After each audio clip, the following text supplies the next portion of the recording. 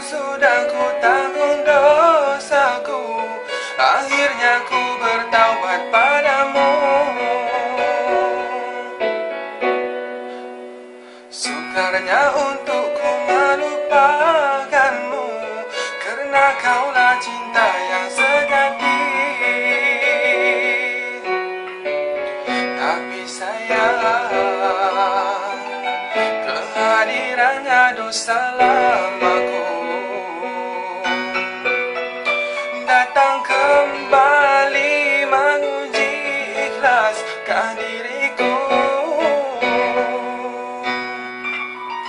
Mengapa ini semua harus berlaku?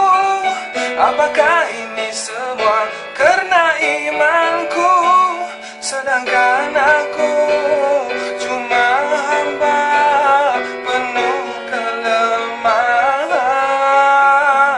Tak sanggup aku mengingkarimu. Kau ibarat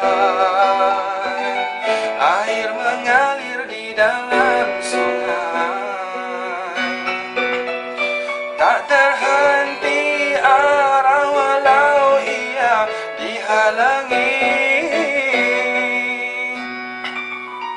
Andai ku minta untuk taubat padamu, ampunkanlah segala dosa-dosaku. Mungkinkah ini ujian tanda kecintaan? Terima taubatku ya Allah. Bertahun sudah ku tanggung dosaku, akhirnya ku bertaubat padamu. Sukarnya untukku melupakanmu, karena kaulah cinta yang